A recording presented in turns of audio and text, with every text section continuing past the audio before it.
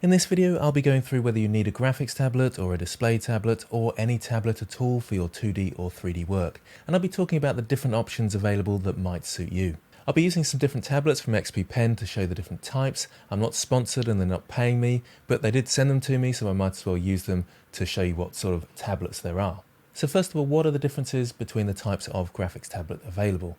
Well, there's the normal graphics tablet like this one from Gammon, and you've got your pen, you draw on the tablet like this. It replaces your mouse, so this moves around your cursor on the screen, and you can obviously draw lines and brush strokes and so forth. They can be a bit tough to get used to because you're looking at the screen rather than the tablet. So you've got to look at the screen whilst moving your hand around on the tablet, and that can be tough. It takes a couple of hours at least to get used to that experience. They're much cheaper than display tablets, they have less to go wrong, so the drivers are more stable, which means the budget brands are usually a safe bet. On that note, the leading brand which most professionals will use is Wacom.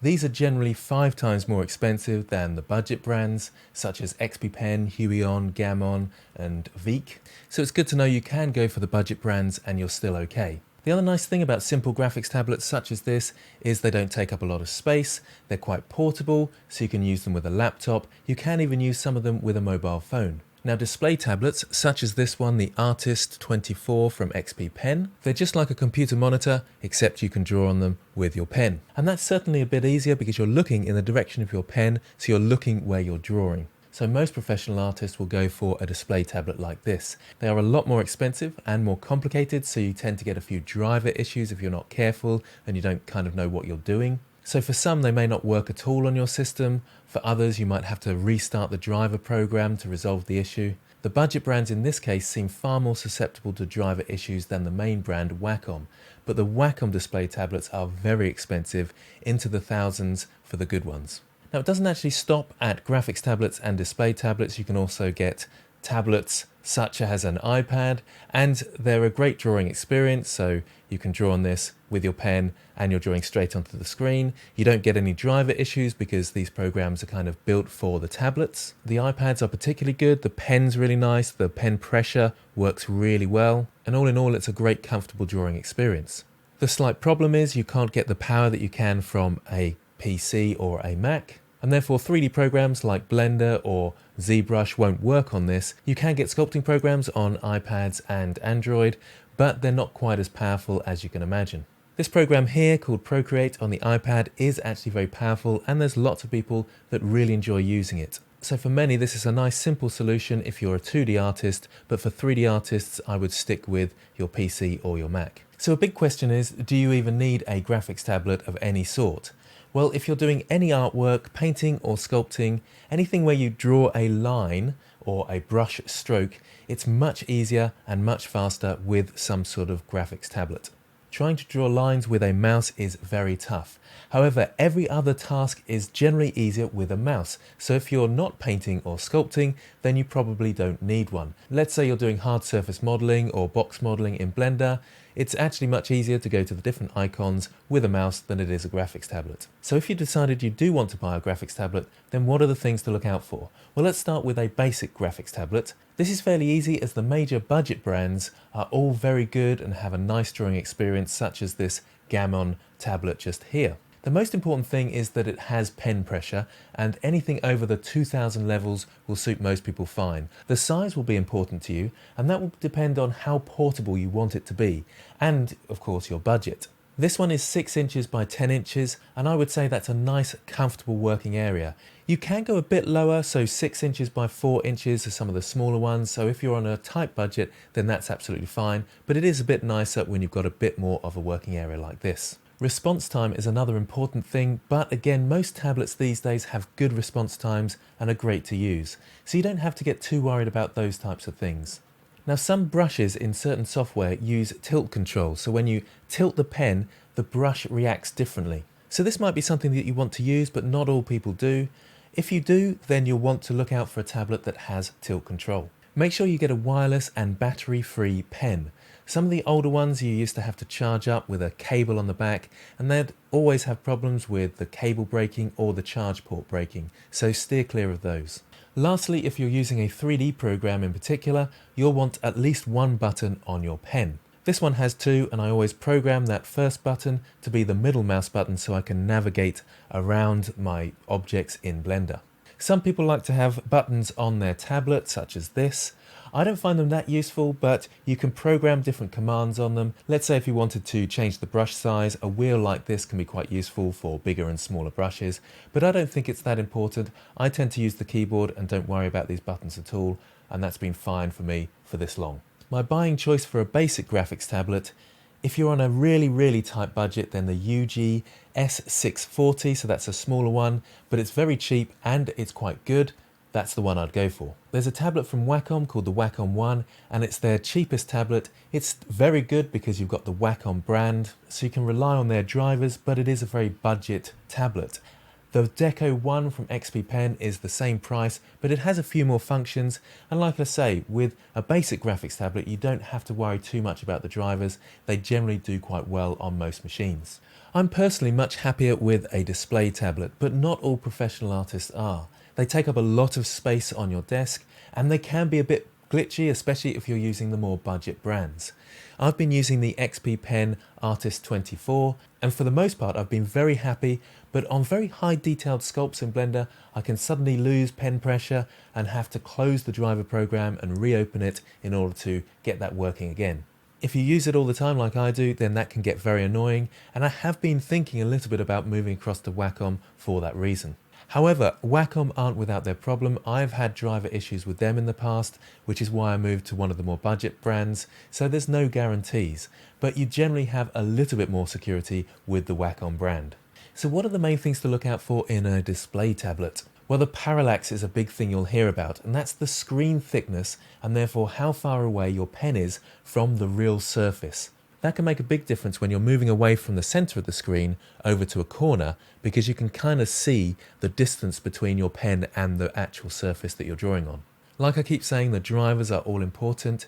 If you can't get drivers to work, then your display tablet won't work properly at all, and you'll end up with no pen pressure, or your mouse cursor will be in a different location to your pen and so on, and it's an absolute pain. XP Pen for me have been the most reliable when it comes to display tablets.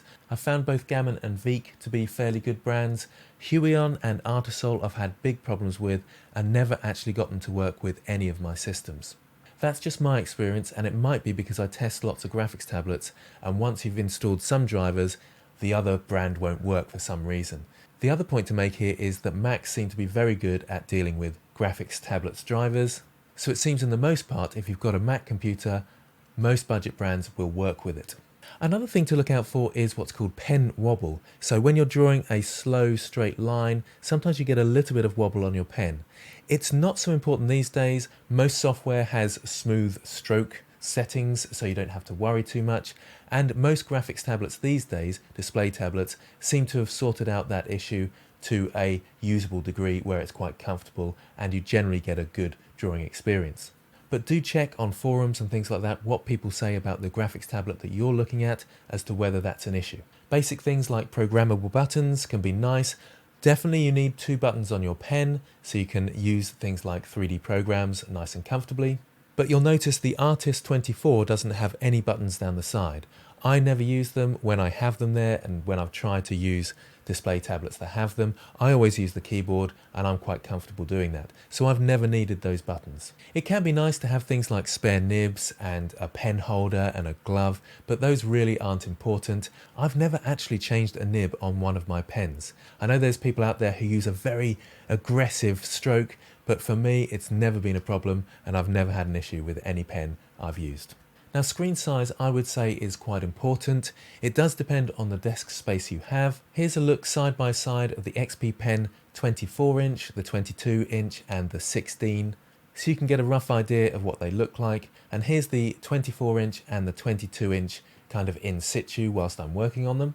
The amount of desk space it takes up is really important. If you don't have the space, then it can be quite uncomfortable trying to use it, so do consider that before buying. I personally like having a big screen to use because I've got a nice lot of desk space, and the 24 inches of the XP Pen works really nicely for me. When you get a bigger screen, you will want to think about whether you want an HD display or a QHD display or 4K display.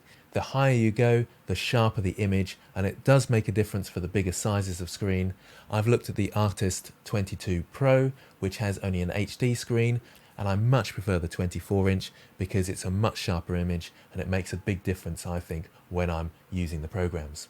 So when looking to buy, it can be a little bit overwhelming with all the different options. Let's take XP Pen for an example, and I could have chosen any of the budget brands, it's just that I know them quite well. We've got lots of different sizes and lots of different models. Well, all the newer models of XP Pen have a laminated screen, which means the screen is much thinner and stronger, and therefore the parallax is reduced and makes for an excellent drawing experience. That's something worth looking out for in any brand you're considering. I think it should be given as an actual measurement. So when they're advertising, they should say the distance from your pen to the drawing surface, and it will make a big difference to which one I'd choose. So make sure you look out for one with a laminated screen. And you can see here some of the price differences depending on the screen you go for. The Artist 12 Pro being the lowest price and the smallest, but you've got that portability and it still does have a laminated screen. The Artist 16 Pro, now this is an interesting one as it's got a good screen size of 16 inches, but it's also really thin and that makes it more portable. It's actually one of my favorites. I think the 16-inch size is the best size to go for cost to screen real estate. Then you've got the Artist 22R Pro and the Artist 24. Now the Artist 24 comes with a QHD display, so it's got more resolution, therefore sharper images. Whereas the Artist 22 only has an HD display, but it's only 2 inches smaller. So if your budget can extend to it, I'd definitely go for the Artist 24.